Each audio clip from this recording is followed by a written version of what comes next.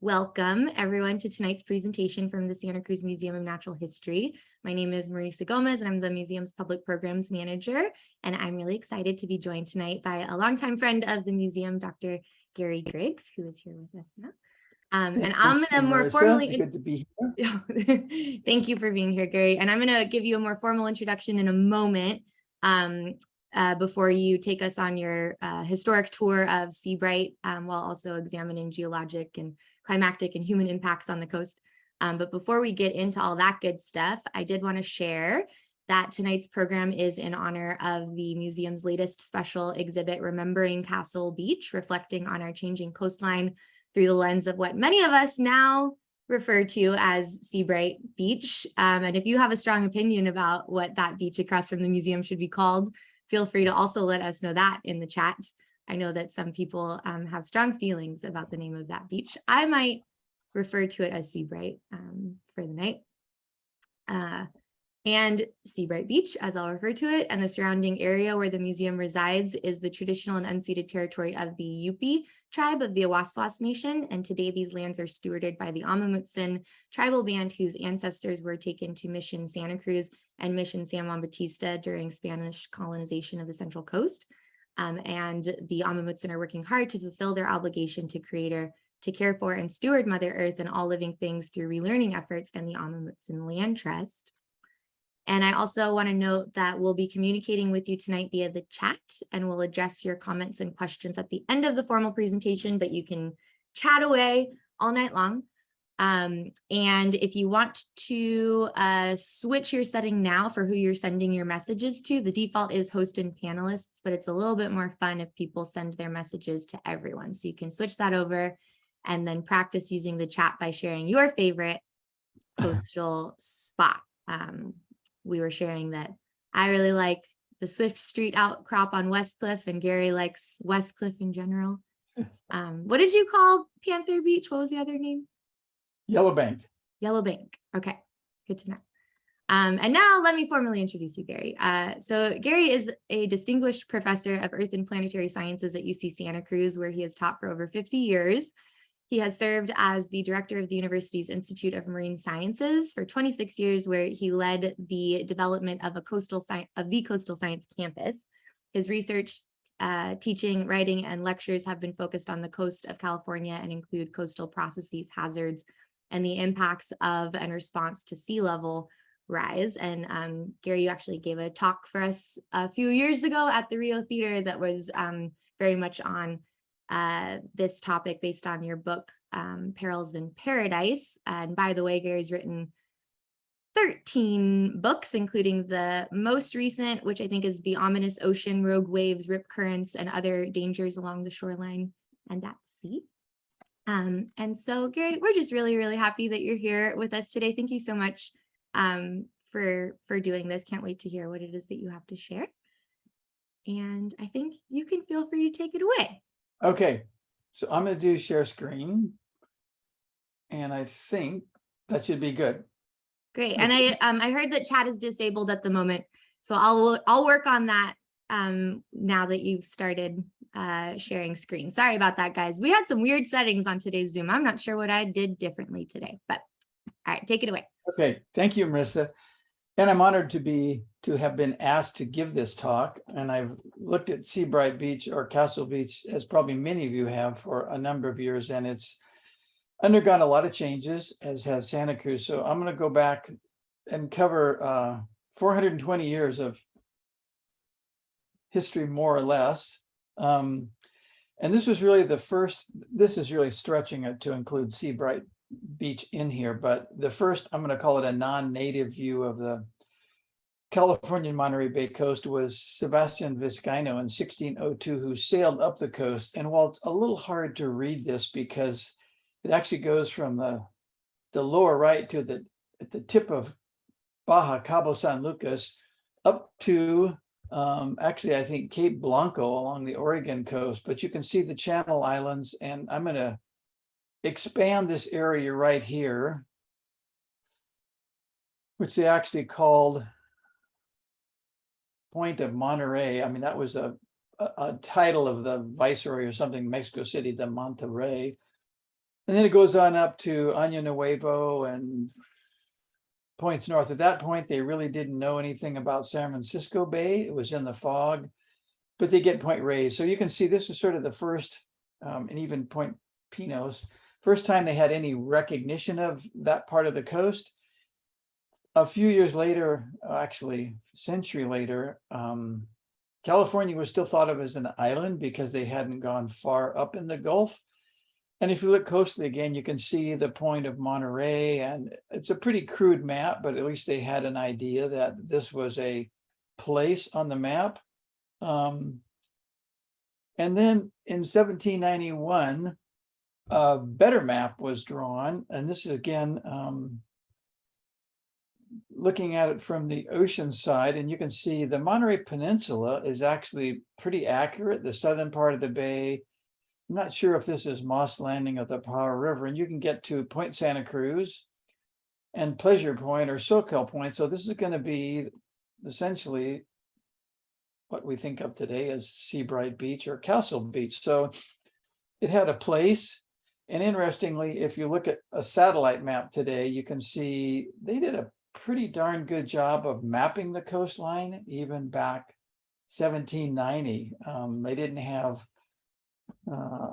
satellite navigation or GPS system, but they were taking, sites from land and trying to document that.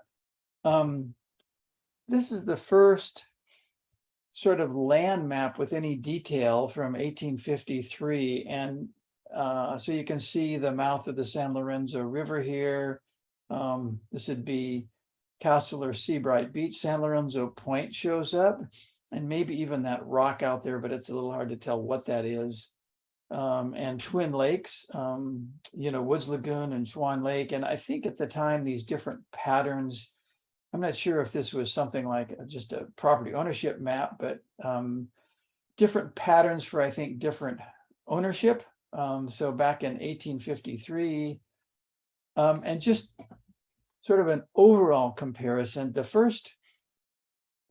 first vertical aerial photographs of the coast were taken in 1928, so coming up to almost a century ago. And this is for, I'm not sure it was the road they were going to bring down the coast from San Francisco or the railroad. I think it was the road. And so they flew, and they actually flew taking stereo photographs, which is pretty amazing. I mean, Lindbergh flew the Atlantic not long before this. And this is a pretty recent from Google Earth, but what you can see is the big difference we'll talk about is, Woods Lagoon became the Santa Cruz Harbor. What was a very narrow beach here became a very wide beach. San Lorenzo Point at the mouth of the river has remained a really important feature we'll talk a little bit more about. And there's this rock that's been out there for a long time. And you can see back in 28, East Cliff was pretty continuous along the edge. But anybody that's walked out there today knows that that's been eroded back so that it's not continuous. You can walk along there, but you can no longer drive the whole thing. So a lot of changes over the last almost century. So I will say right up front that I am not a cultural historian or a local historian. I mean, I have looked at some of this over time, but one of the names that comes up early on, and we have the creek that comes down by the museum, Pilkington. So he was one of the first people that decided to move to the area and got hold of land. So he was actually from England. He migrated to Mexico, started a cloth printing business in the 1840s. He served in the Mexican War. Even though he was in Mexico, it sounded like he was in the American Army. And the gold rush brought a lot of people to Santa Cruz and California. So he ended up, after the gold rush, coming to Santa Cruz, and really one of the first settlers. Somehow he obtained the land between the San Lorenzo River and Twin Lakes, and stretching from the bay into Pine Street, about a half a mile inland. At that time, it was just hayfields. And he somehow bought squatters' rights after getting what was then a patent to the land. So 1853, this is what he was able to obtain. And I don't know in today's dollars what he paid for it, but this is Pine Street. So I just roughly sketched from the river to Twin Lakes, from the bay to Pine Street. So he had a big chunk of land. In today's dollars, I have no idea what this is worth. A lot. So at that point, and there were some steps in there where the land began to be divided up and sold to others, including Mott. But for years, there was some bridges in town, but the only way to get into town from the Seabright neighborhood was this sort of footbridge across the river mouth. You can see there was boats and more water in the river then. So this is looking, there's the railroad bridge looking towards what was a wharf. So this is about where the boardwalk would be, and then the parking lot. So quite different. One of the old hotels that burned down. Not much out there then. So this footbridge often had to be taken up in the winter months because the river would take it away. This is a different year. When it was down, people would go across the railroad trestle. Only at that time, there was no pedestrian path. And there's the story of one woman going from the Seabright neighborhood into what was called town.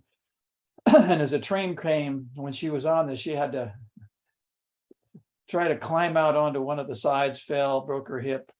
So the railroad agreed to construct a footbridge connected to the trestle if the residents would raise, I think, half of it, $600, which apparently they did. And until very recently, that was sort of the the pathway for bikers and hikers across the trestle. But it's been there a long time. And there's some questions about how the river has changed over time, the amount of water in the river, and the harbor obviously affected the sand supply and damming of the river. So Pilkington in the 80s built Camp Alhambra. Where that name came from, the only historical Alhambra I know of is in Spain, a town in Southern California called Alhambra, but he built one of the first summer camps.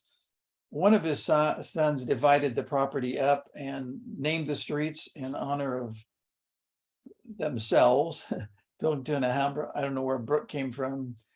And then Mott in 1884, apparently thought as the father of Seabright, he bought some of that land. I don't know how many times it was bought and sold. The beach, the cliff, the terrace, he called it his farm. And this is quotes from some of the early writings. He was enamored of the beauty and delights of the spot. He purchased it from Woods of Woods Lagoon. So apparently Pilkington sold it to Woods, and then Mott bought it. And he built a farmhouse where, the quotes, he and his family and the good friends that a man of his quality was sure to draw about him used to gather and forget Sacramento's summer swelter and the enjoyment of Pacific surges, Santa Cruz surf bathing, salt air, and refreshing fog. So the people from the valley who moved here or came here to visit really looked forward to the cold air and the fog, which I think the residents here don't. And in fact, something I wrote in one of my recent columns in the Sentinel was how the names of the streets on Depot Hill in Capitola, and also out at the far west side of Santa Cruz, Sacramento and Livermore and so forth, were all named after these hot Central Valley towns.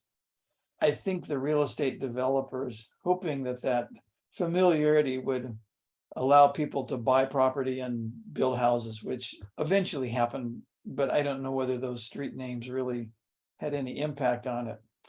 So this is another one of the early maps, and you can see this says Pilkington's, I guess, addition. They called it Seabright, and I think that name came from Mott. Seabright Park. You can start to see names that now are still attached to these areas. Schwann Lake, Johans Beach, Corcoran Lagoon, Moran Lake. So those names came from, or Brommer and Morrissey, the ownership established the names of some of those early areas and streets. So Mott had this affinity for the East Coast, and he had visited the Atlantic coast, came back with this idea of Seabright, laid out the streets and the lots. And interesting, when this quote, they talk about a man of his quality. I'm not sure what they were referring to, but again, he didn't intend to sell these to the general public, but to his friends who liked the area. Seabright stuck, and the neighborhood continued to expand. By the 1889, they had a post office, which is now restaurant, you all know, La Posta, and it also had a Southern Pacific Railroad station on the line between Santa Cruz and Watsonville. So Seabright Avenue used to be known as Railroad Avenue, and you can still see and eat at the old post office on Seabright and what was a railroad station. This was 1942. I think at this point it had been abandoned. So there's a lot of history. You can tell by the cars, this is sort of the war years. And years ago, came across this first aerial photograph of Santa Cruz. So this is in the very early years of flight, taken in 1914. So it's not a great photograph, but you can see Woods Lagoon and Schwann Lake. So this became the harbor, and you can see at that point, East Cliff came across. The harbor will become the harbor entrance, and again across Schwann Lake. You can see San Lorenzo Point, which would be the river mouth, and the rock out there, and East Cliff. And you see this interesting, well, you see a lot of stuff in this photograph, which is part of the airplane, but you see another structure here you may all be familiar with, and that was the old trolley track that went from Santa Cruz to Capitola.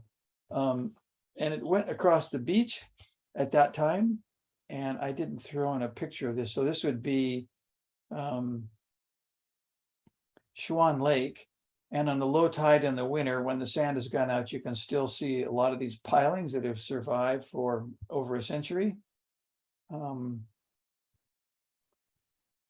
Another interesting sort of bit of history. So we're looking back at what would be Seabright or Castle Beach. You can see the wharf.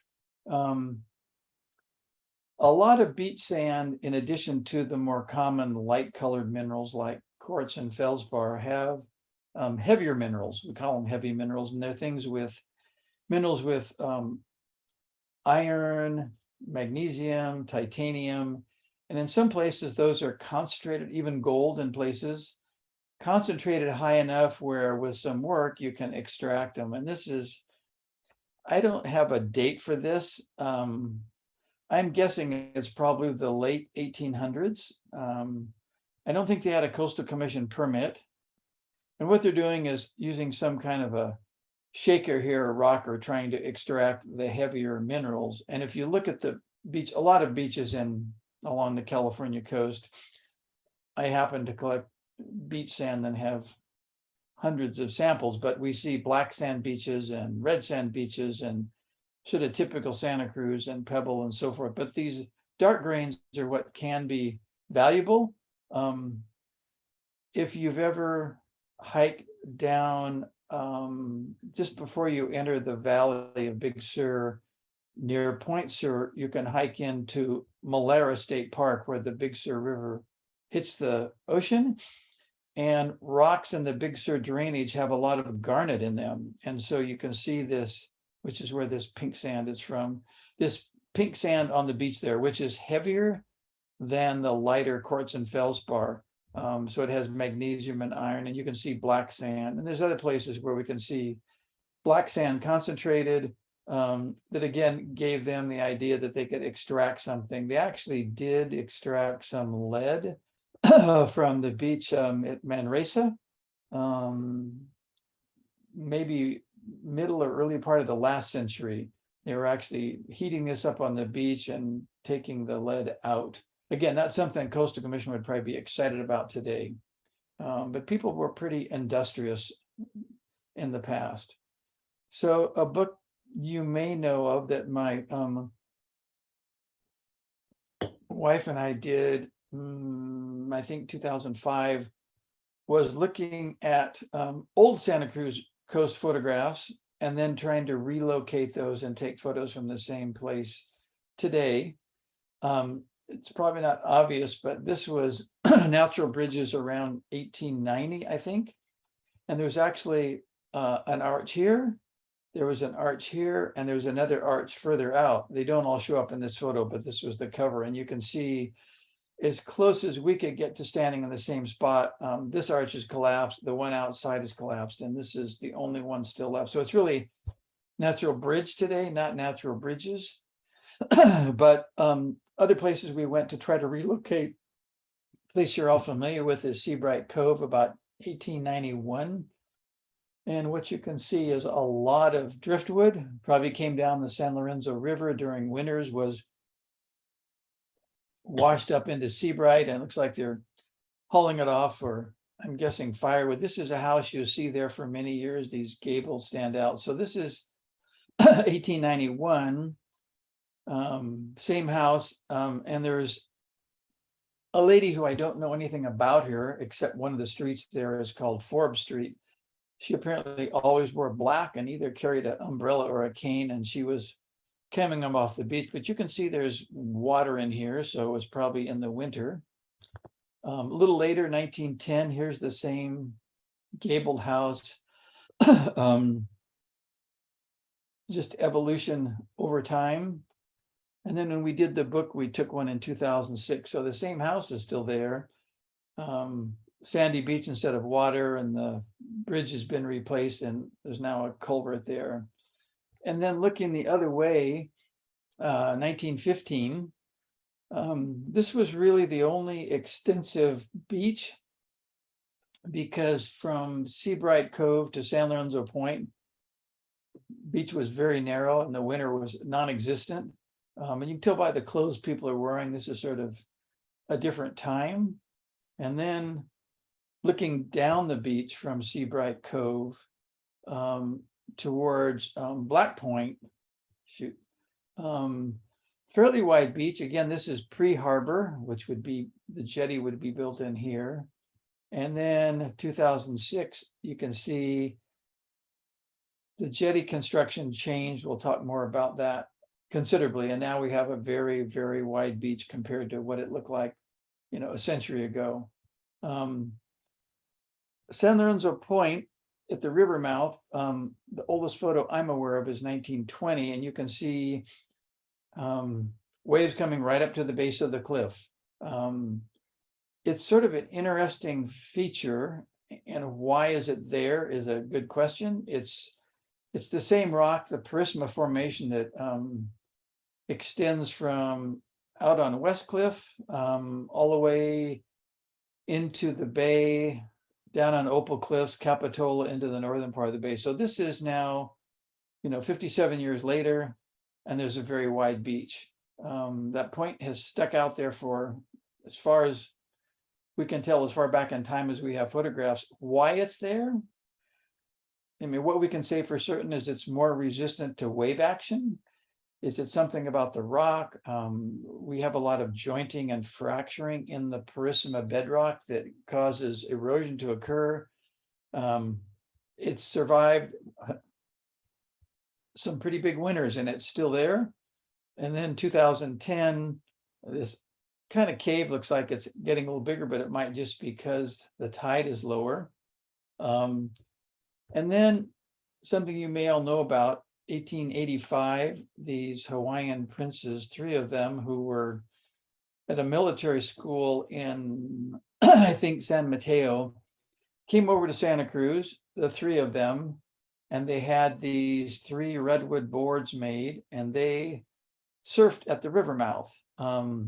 This is a little deceiving because there's somebody surfing here, but nobody was surfing before them, and here's their redwood board. So, but I looked at this picture, and here's the rock. I said, wow, this is what it looked like in 1885. And then I realized when somebody painted this, they just took the 1910 or the 2010 and drew it, what it looked like then. So it has changed.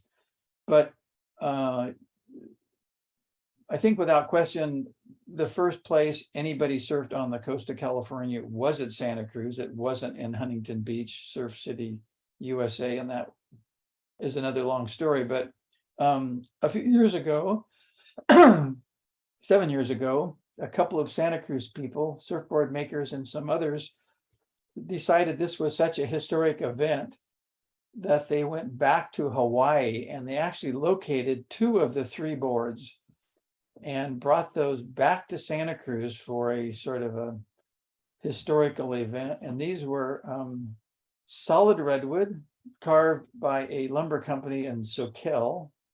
Name escapes me.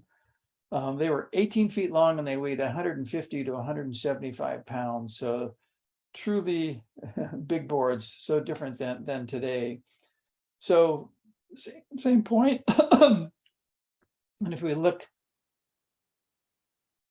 back in time to 1931, we can see during the winter months, there was no beach. The waves are washing up against the cliff. The point's there, this rock was there. The castle had been built a few years before that. And this house is still there. It's been there since the 1890s. But this is the typical situation. This is what it looks like today. The house is still there, but now we've got this very, very wide beach as a result of harbor construction. Here's the rock in 1900.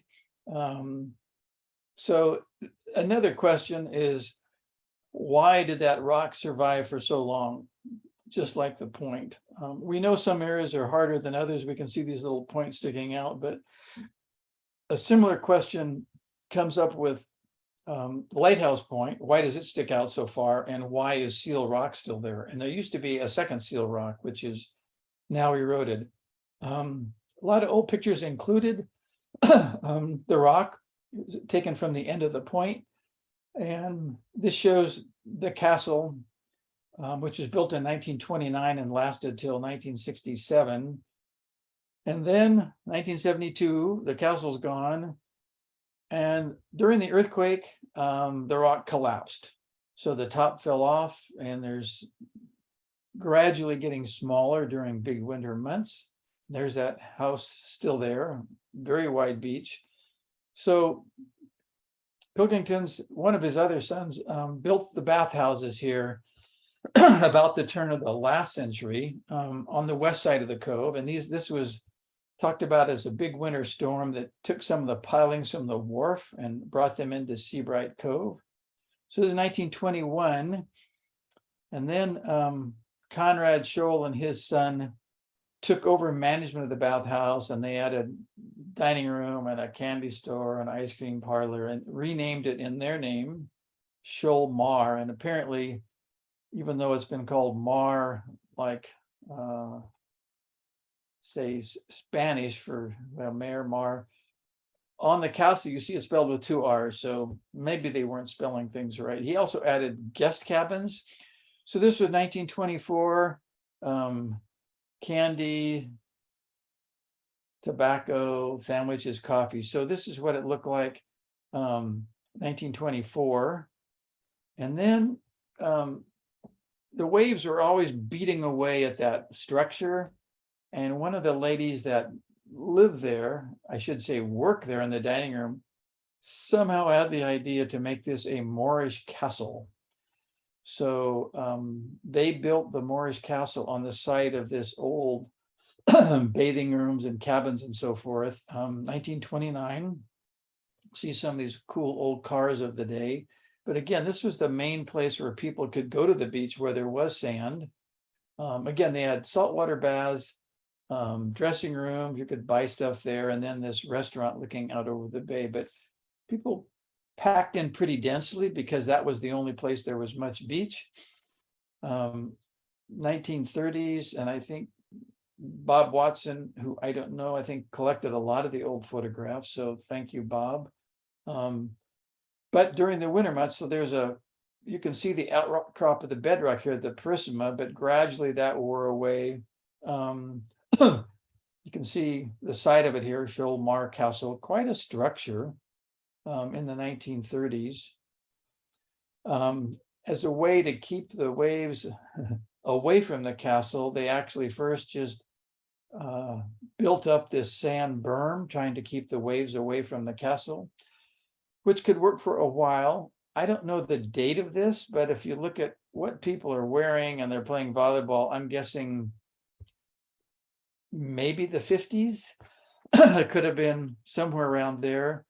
And then they decided to sort of solidify the rock there below it by building a seawall.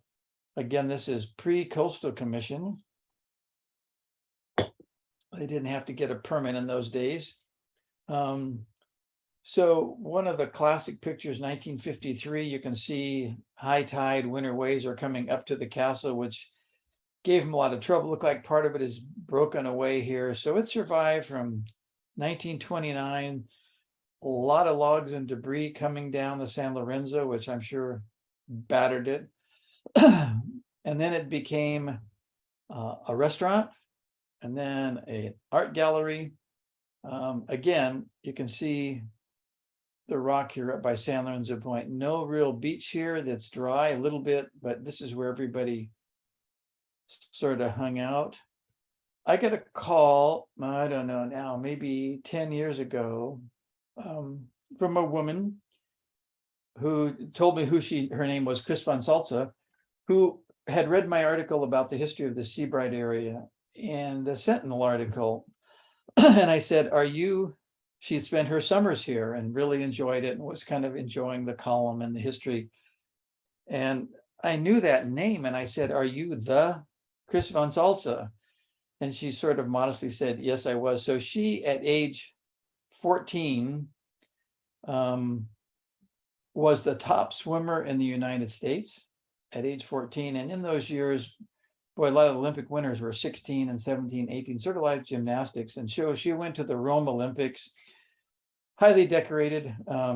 So I remembered her name, and she said, yeah, she spent summers there and used to swim competitively. It was a time when women's sports was not given the credit and the support it has today. So she never could really go anywhere with that. She taught swimming for a while, but I decided to look her up, and I found Chris a couple of years ago with Katie Ledecky, who's one of our top swimmers today. So she was now, I think, 78 in this picture. You wouldn't know she was one of the world's top swimmers, but Seabright was her home in the summer for many years. So the logs and debris and the winter storms took their toll on the castle. So in 1967, some of you may have been here, they demolished it, and apparently they took all this debris and had a big bonfire. You can see it sort of coming apart here. So it had a long life. And then the sort of the most recent change was the construction of the harbor. And for years, the boat owners in Santa Cruz, which were a mixture of sailboats, pleasure boats, and fishing boats, in the winter months, there was no place to get away from the waves. So smaller ones, some of them, small fishing boats, they pull them up on the wharf, which didn't hold that many boats. So they take them down to Monterey or to Moss Landing. So there was a lot of lobbying of the congressional delegation. And finally, they got federal money from the Corps of Engineers to build the Santa Cruz. It's called the Small Craft Harbor. And the plan was to build two jetties. One had they call a dog leg here at the end, which was going to protect it from the dominant northwest swell. Put in another one, then deepen out Woods Lagoon, and then later it was expanded. So East Cliff is about to be destroyed here. And interestingly, at the time of the Army Corps of Engineers built this, there was some concern about sand, and they didn't know a lot at the time. And it wouldn't have taken too much to realize that the sand comes from the north, comes down the coast into the bay. They weren't sure how much there was. So they built a little short groin out here to see how much, a barrier to see how much sand it would trap. And then they looked at the dredging in Monterey Harbor, which is totally separate from the northern end of the bay, separated by Monterey Submarine Canyon. They said, well, we think the littoral drift rate is somewhere between the amount of sand moving down the coast annually is somewhere between 25,000 cubic yards. And think of 10 cubic yards as one dump truck loads. That would be roughly 2,500 dump truck loads coming along the beach every year. And 300,000 cubic yards a year. Somewhere between 2,500 dump truck loads and 30,000 dump truck loads. That's the best they could do. Sort of like taking all your friends out to dinner and saying, well, I have somewhere between $25 and $300. So eat up and we'll see what happens. So that's what they said. Let's build a harbor and we'll wait and see. And if that higher number was realized, they knew that sand would be trapped that wouldn't go down coast. It would probably lead to increased erosion rates, and sand would probably enter the harbor. They'd have to start dredging. But in their final report, they said, well, let's build it and wait and see. So one of the things, if you've ever been out here, you know the end of the jetty is a little different. It consists of these concrete tetrapods, sometimes called quadrupods. And you might ask, why did they put those out there? And we pour these in forms, and then you can pick them up and place them. The advantage these have over rocks is they interlock, and they're much more stable than putting rocks out here. So out on the end, it gets a lot of wave energy. And so it was deemed to be a more suitable approach. One of the things you also don't realize is as you walk out there, the top is fairly narrow, but as you go out, the slopes are like 1 and 3. So it's got a very broad base on it. So these have served very well. So the first 2 years after construction, they now have the West Jetty and the East Jetty completed. 600,000 cubic yards of sand accumulated. So this was their maximum was reached the first 2 years. The sand that was trapped on this beach didn't go down coast. Within a year or so, it started to enter the harbor and had to be dredged. But something else interesting that you may have noticed on the beach are these very regular semicircular features. They're called beach cusps. And if you look at those, this is going back up further, Seabright to Main Beach, is they're very, very common along this particular stretch of coast. This is New Brighton, and you can see them along the beach. If you're walking along the beach, you'll notice you go into these low arid depressions and up over the high areas, but very, very evenly spaced. This is down in Southern California. You can see them, and it turns out as waves come in, they wash around and come out in these little valleys, and this is where rip currents often form. So oceanographers have been puzzled by these for years. There's a couple of ideas about them. I'm not sure I'm convinced of either one, but it's an interesting phenomenon that's really widespread here. So in the 50s, and I don't have the exact date, but looking at the bathing suits and what people are wearing and some of the cars, I'd say this is probably the 50s. So we're standing at San Lorenzo Point. Looking back, pretty narrow beach for the most part. And actually you can see some of these beach cups here. This is the that house that's still there, and here's Seabright Cove, where most of the people are. A few more down the beach. So by the 1970s, the jetty had been built, and all of a sudden the beach got wider and wider and wider. So it went from almost non-existent to 600 feet wide. Sometimes I ask my classes when I show them this, can a beach be too wide? And if you've ever tried to walk across a beach that's 600 feet wide in the middle of summer and it's really hot, you find out, well, it is a little too wide. Anyway, it was dependent on the length of that jetty, and that's what became a dam. This was a time when, the Army Corps of Engineers tried to think of a permanent solution for dredging, and they actually built a bypass system that they used for couple of months, and they didn't think it worked, so they went back to their center in Vicksburg, Mississippi, and we started or continued the dredging operation. So this is a few years later, 2011. Back Beach is pretty stable. vegetation has begun to encroach out on the beach. And there are times, however, big winters, the winter of 1982 with a lot of rainfall in the San Lorenzo Valley, a lot of logs and debris came down and waves came back up to the base of the bluff. But this is pretty stable beach. You can see the rock here.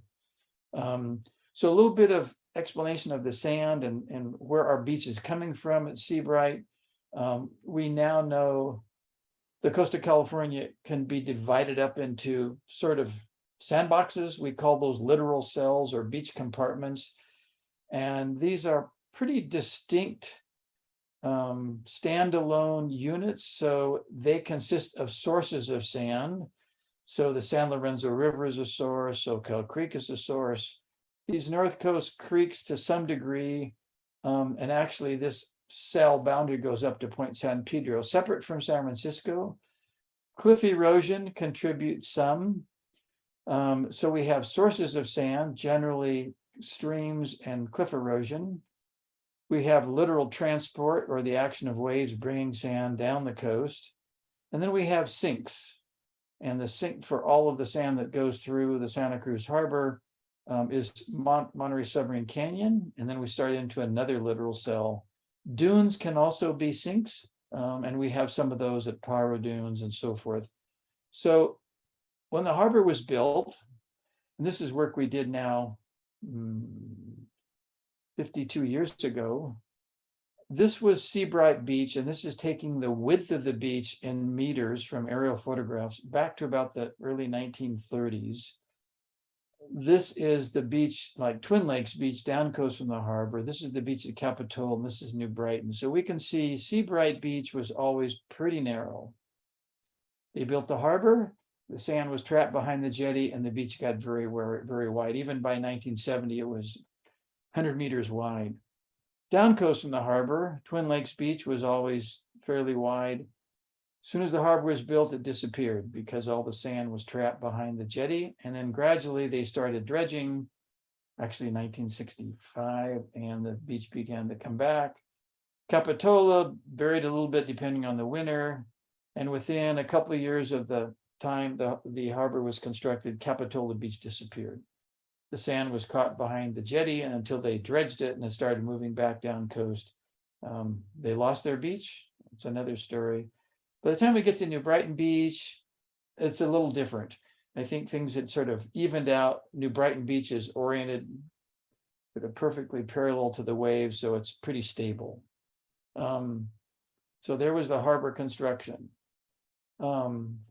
Shortly after the harbor was constructed, this is 1965, you can see this beach has gotten much wider, and it built out, continued to build out, and continued to build out. The erosion was halted here, and we had to start dredging. Here's another vertical view, and you can see how important that jetty is in widening the beach. And now we've been dredging it, and so Twin Lakes Beach is built back out. You can also see these symmetrical cusps here.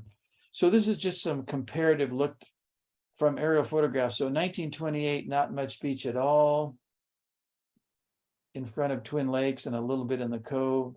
1943, during the war years, it's still not much beach here. Always a beach in front of the boardwalk because we have San Lorenzo Point is a natural barrier. Then as we get out into the 2000s, it turns out now this beach is built out so far, it goes out past San Lorenzo Point. You can see these beach cusps here. And the jetty actually is responsible for this now entire beach getting wider. You can see this is sort of an even trajectory. So dredging began almost immediately as the sand moved out around the end of the jetty into the harbor, and the dredge starts moving it out and pumping it onto Twin Lakes Beach, letting it go on down coast. In the early years, they had the Corps of Engineers come in, and that cost a lot of money. They didn't want them to bring in many times. They'd wait till they thought the last storm was over. And at times you could actually walk across the harbor entrance. There was that much sand. Here's another time when it's not quite that bad. The boats couldn't get out, the fishing community couldn't get out. So ultimately the Harbor District bought its own dredge, which now they can dredge whenever they want to. But this is the conditions. It's pretty treacherous for boats. So we have a dredge that does the outer harbor and then one the inner harbor, which you can see the sand still accumulating. So from dredging numbers, we know the down coast littoral drift is somewhere in the range of 275,000 cubic yards a year. That'd be 27,500 dump truck loads. So there'd be a dump truck coming along here 24 hours a day, all year long, about every 18 minutes. A lot of sand. This is not completely up to date, but going back for the dredging history of the harbor, these are in cubic yards, and you can see in the first year, 65, 66, a lot of sand was still accumulating against the west jetty, so the volumes weren't so large. As the beach got bigger, more sand came around the jetty into the harbor.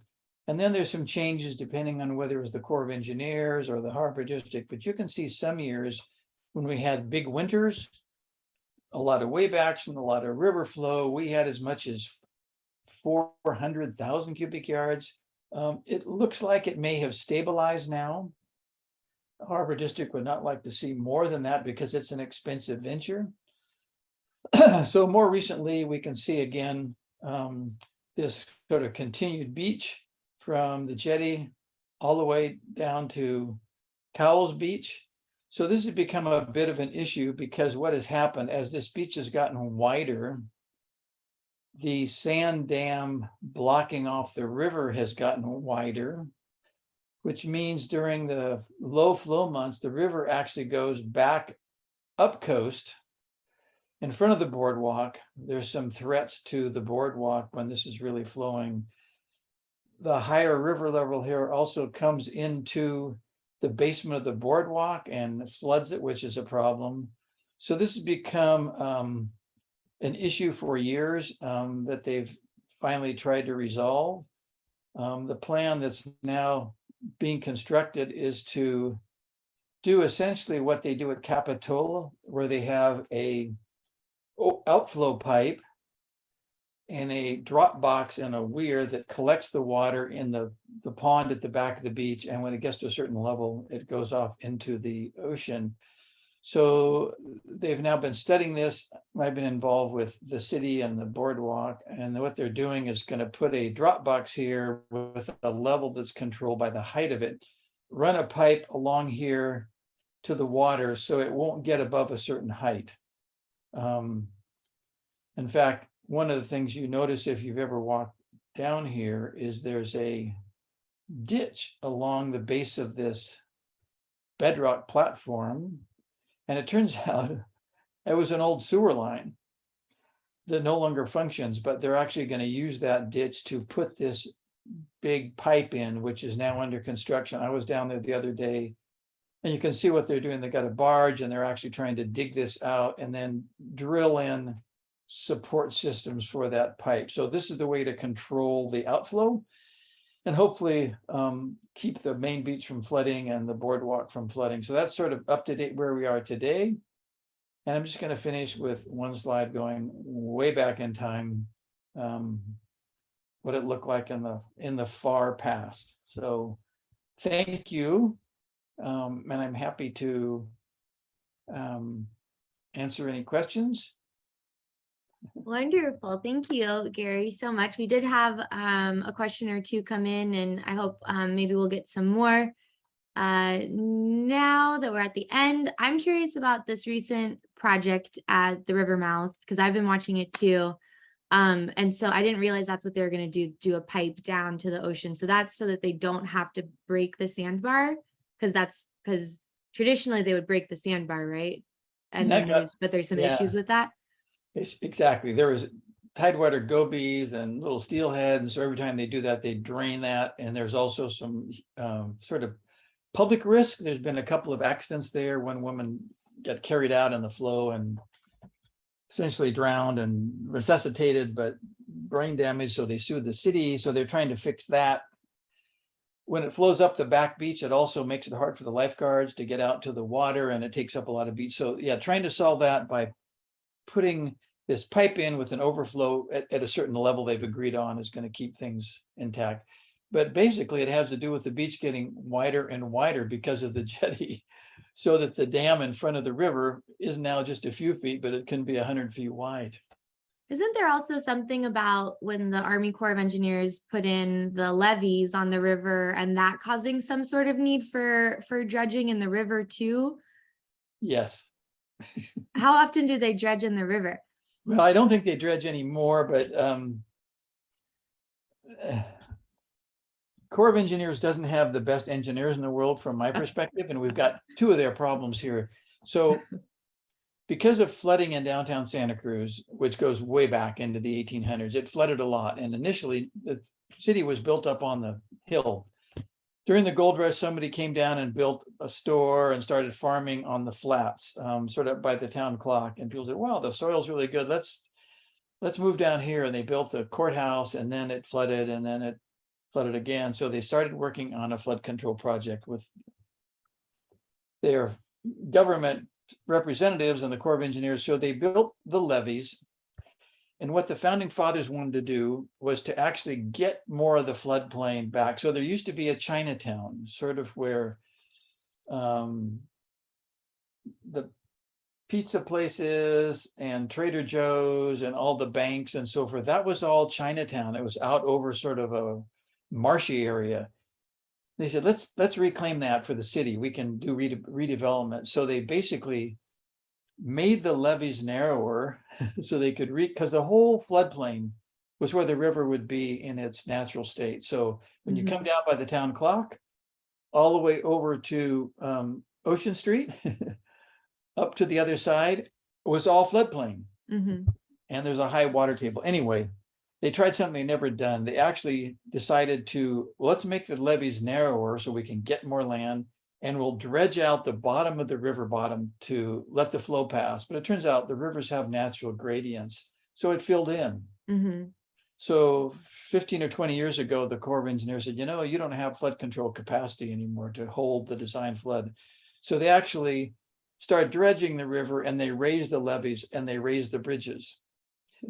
Okay. And a little more. But the problem is we have now, you know, the San Lorenzo River Watershed Council, and people are trying to preserve the habitat.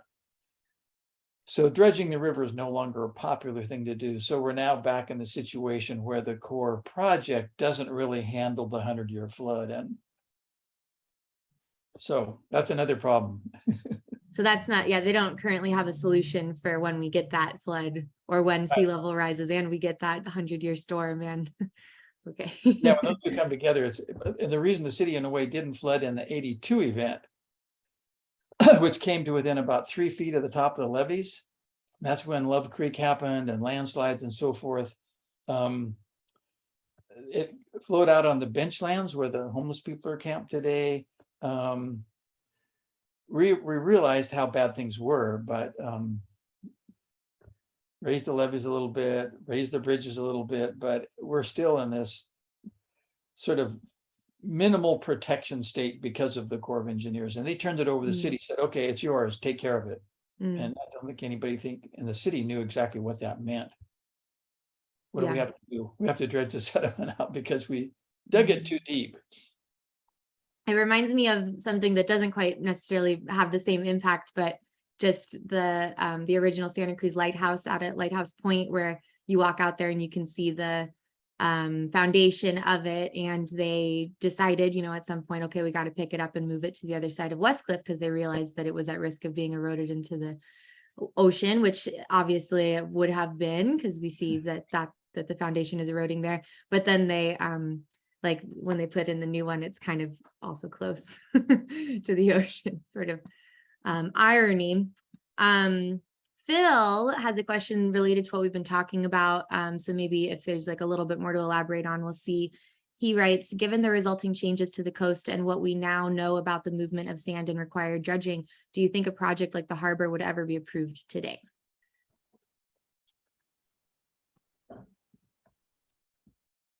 for a number of reasons, that didn't stop the Corps of Engineers from building harbors.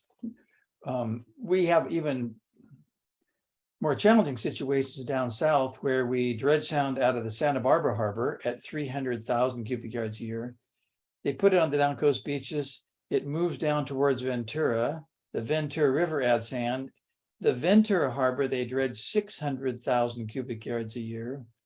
The Santa Clara River comes in and adds more sand, and they have to dredge the Channel Islands Harbor at about 1 million cubic yards a year. So the Corps did not understand littoral cells and sand transport. I frankly don't think we'll probably build anymore because you got to take probably a wetland like Woods Lagoon or Marina del Rey. There's places like Santa Barbara and Half Moon Bay where they built an offshore breakwater to create a protected harbor. But I just don't think that's probably ever going to happen just because of concern with the marine environment and the Coastal Commission. That I think more people would like boats, and I know there's a long waiting list to get into the harbor, but I doubt whether we're going to build any more. It's like I don't think we're going to build many more big dams. We are. Yeah, it's just not something that has a great solution at this point. Yeah. Okay.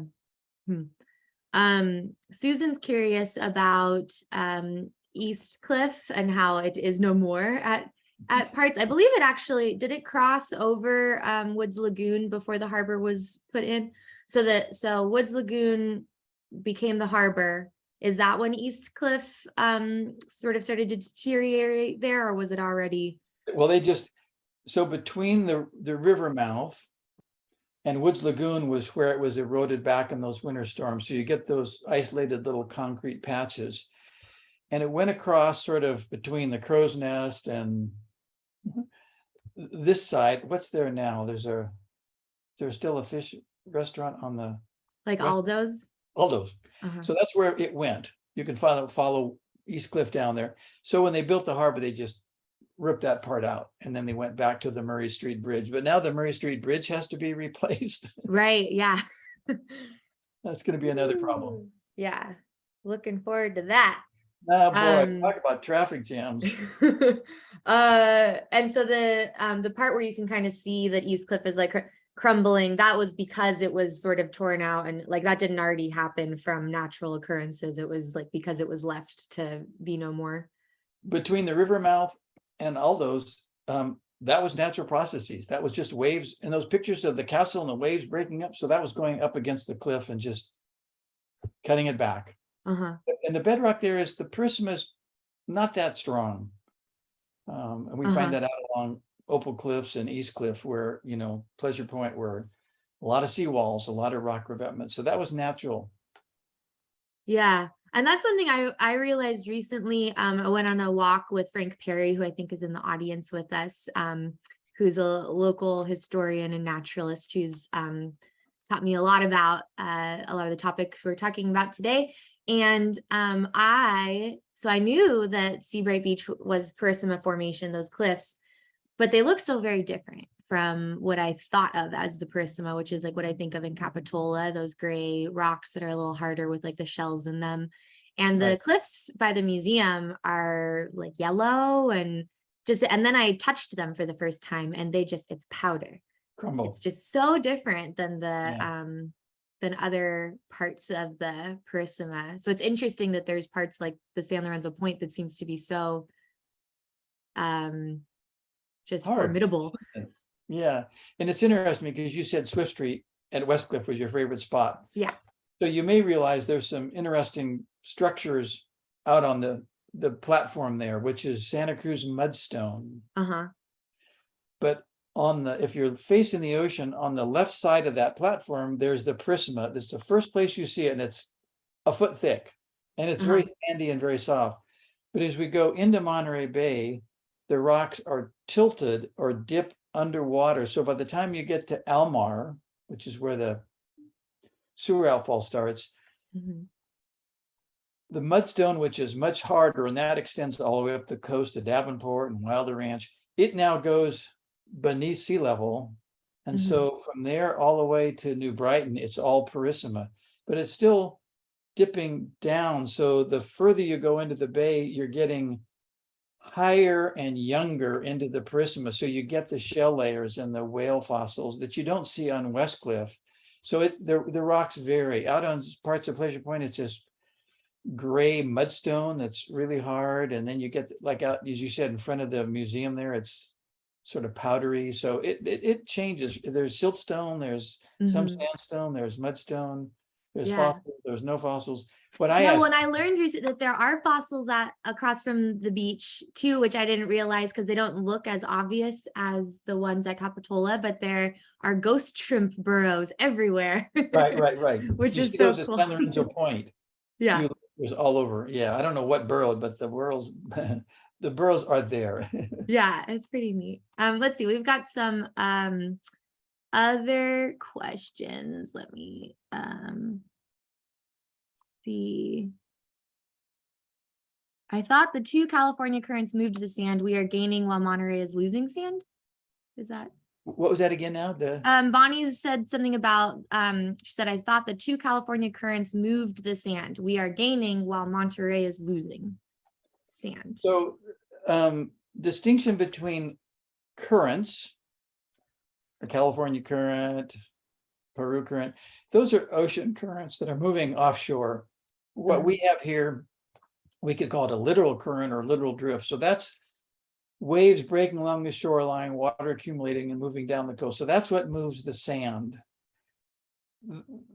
Parts of Southern California have lost sand because we've dammed rivers and put in flood control projects and debris basins. But Monterey Bay, we took a lot of sand out of the Southern Bay from sand mining, which is now stopped after 100 years of mining. The last sand mining was just closed down last fall, but they mined it, 5 or 6 plants. So Salinas River was a major sand source. It's got a couple of dams on it. Our only reduction in sand supply here is, and we have Loch Lomond, Santa Minor. Every time we put in a seawall, we cut that cliff off from producing sand to the beach. So there's been some minor losses, but I would say if you look at the dredging numbers at the harbor, the littoral drift numbers haven't been reduced. Mm-hmm. Okay.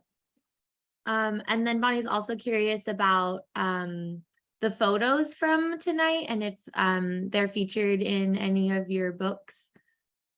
So some of those are in the Santa Cruz coast then and now. The book we did that you mentioned in the beginning, Between Paradise and Peril, the natural disaster history of the Monterey, I talk a lot about coastal storms and show some of the erosion at the boardwalk and Seabright and so forth. A lot of those were online. I mean, if you Google Seabright, you get a lot of stuff, some of those that I had never seen before. So those 2 books are the ones that probably have the most of those. Mm-hmm. Yeah, we also have another book in our online store that people can look at that was put together by Tracy Bliss and Randall Brown that's focused like more exclusively on the cultural history of Seabright. That's called Santa Cruz's Seabright, that has a lot of great pictures in it too. So I'll be sending out an email with book? Sorry? Is that the Arcadia publishing book? Yeah. Because that's who published then and now. And yeah, I know Okay. they do it on Seabright, which is probably going to have a lot of stuff in there. Yeah.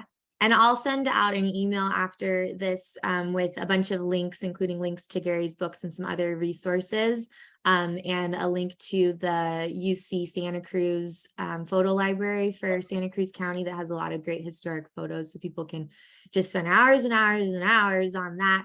And in that link to answer Marie's question, there will also be a link to watch the recording of the presentation for those of you who joined late or for folks who can be with us tonight for this. And we also have another question from Phil. Any speculation as to what the surf was like at the river mouth 100 plus years ago, or at least pre-harbor construction compared to today? Would it break further in along the point or more consistently?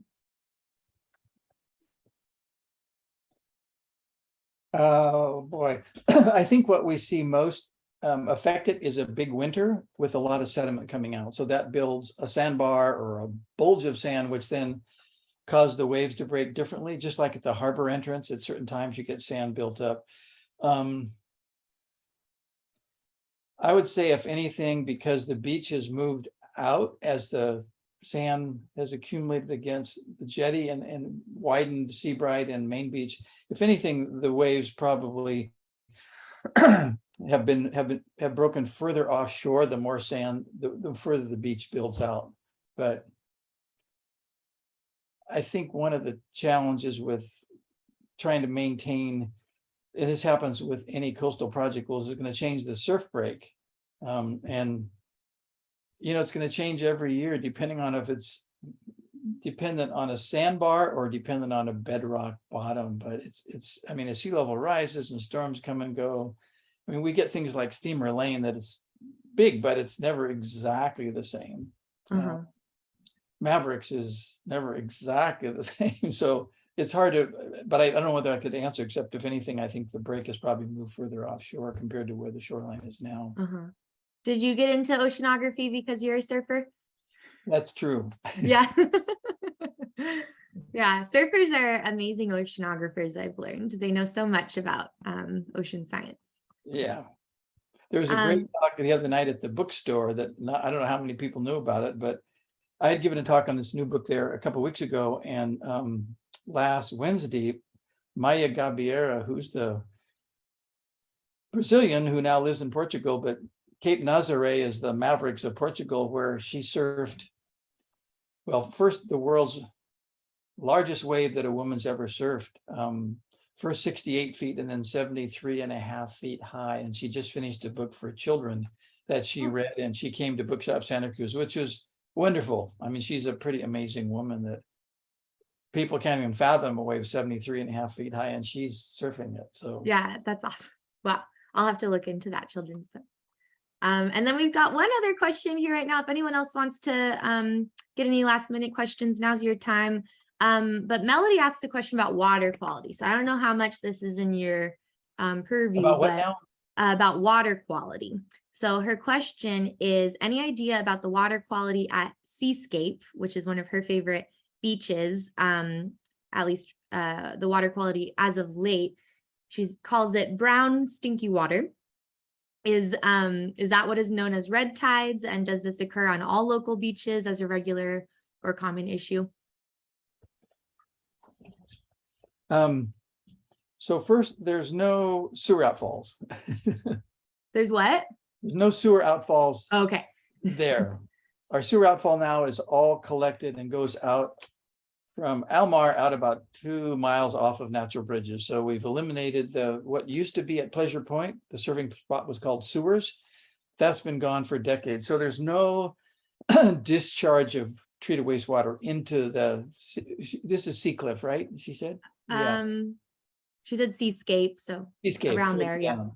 I mean, there's a lot of different plankton that blooms, and red tide is one of those. It can be, some of it you almost get soap suds like stuff from organic matter. We have bioluminescent plankton when it glows. Sometimes we get the kelp or the seaweed that is washed up and decomposes, and you can get the smell. We get that here because it collects in by the end of Almar. So I'd say the water quality is fine. I mean, if it's, this isn't the time of year you'd expect red tides. It tends to be a spring or fall kind of thing. So it should be fine. I mean, you don't drink it anyway, but I wouldn't be concerned about any contaminants in it. Okay. And I think there is, do you know, I can't think of the name right now. There's like a watch group that monitors water quality, and you can check it like weekly or daily or something like that, and it'll show you several different spots along the Monterey Bay. County Environmental Health Department goes out, I think, weekly, and they sample most of the main beaches. For a long time, Cowles was problematic, and we got, statewide one of the worst beaches. And it turns out they tried everything. They weren't sure if it was coming out of the lagoon there, Neary Lagoon. Neary's Lagoon. They weren't sure if there were some old sewer pipes that were never connected, seaweed. And it turns out, it looks like birds were under the wharf nesting and they don't have a toilet. So they just, and they started netting that, putting netting under it. And that Oh, pretty well brought the levels down. to keep the birds just out of there. Oh, okay. Yeah. So Cool. there's a little price to pay. I don't know whether they're seagulls or whatever they were, but Yeah. And Bonnie said that Surf Riders is a group that you Right. can check for that information too. And then I wanted to just end on this question from Susan because it kind of connects to what spurred this whole having this presentation today. She was asking about when and why the lighthouse was built. I think after I had that little anecdote about the lighthouse. So I just wanted to share that I don't know how many of you out there know this, but our museum's history kind of starts at the original lighthouse at Lighthouse Point, and our founder Laura Hecox was the lightkeeper there around the late 1800s and early 1900s, and she grew up at the lighthouse because her father was the lightkeeper. And as a young girl, she would explore Westcliff Drive and the beaches and collect shells and fossils, and that started the collection that is now the Santa Cruz Museum of Natural History. And when she lived there is when they also like picked it up and moved it. So the lighthouse was built, and if Frank is still here and he knows, or Gary, if you know, I think it was the 1860s that the original lighthouse was built. And then it moved, and then there was just the beacon left behind, and then there was like no beacon, and they built it as like so it would be a lighthouse to serve as light. And now the lighthouse that's out there is a memorial lighthouse that is not so functional for its light, although it does have a great light. And inside there is the surfing museum. And yeah, the Frank story, to the rescue, 1869. Thank you, Frank. yeah, Frank, I think, wrote a whole book on the lighthouse Yeah. and the history at that point. So back in the late 60s, there was a couple that came to Santa Cruz, Chuck and Esther Abbott, and they were photographers, and they had done a lot of work in towns that had sort of, their downtown had deteriorated, and they got involved in trying to have Santa Cruz kind of resurrect the downtown area. And I was here then. I remember their talks, and what's now the mall was neon signs and traffic lights, and it was like, downtown Salinas or San Jose, and they convinced the city to make it into more of a pedestrian mall with cars. They got rid of all the overhead neon signs, and they did this mall with wide sidewalks and something. The business went up. I mean, a lot of went to 41st Avenue, but nonetheless, they also bought a number of old Victorians on Lincoln Street and repainted them and started renting them rather than tearing them down. They had a son who died while surfing at the lane. So they built the lighthouse to honor him. They have since passed on, but I think it does have a light that goes on, but there's also one on the jetty. So that was sort of their contribution in honor of their son. But interestingly, that Frank knows well, there's two caves that go under the point. One that had a concrete wall across it for a while that's now deteriorated, and one of those goes in a long way, almost under the lighthouse, and that's why there's fences out there. Be careful. And so its years are numbered, but it may be another 5, 10, 20, 30 years. Yeah, definitely. Just like all the houses along the coast. Exactly. Wonderful. I'm just going to share my screen one more time as a reminder to everyone that the museum has a special exhibit up right now that is Remembering Castle Beach, which explores a lot of the concepts that we talked about today. And we're really proud of it. And it's only up for another week or so. So your last day to see it is Sunday, August 21st, which is also our birthday. We opened our doors for the first time 117 years ago on August 21st. And we're going to have a birthday bash that day out in the park and free admission. And so if you are around town at that time, it's a great opportunity to explore this exhibit on its last day and celebrate the museum and what it's all about, its long history and exciting future. And on that note, I think we'll call it a day. And I just want to, again, thank you so much, Gary, for this wonderful evening. Great. My pleasure.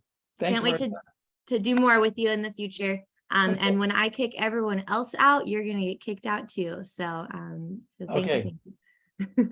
All Thanks, right. everybody. Have a great night, everyone.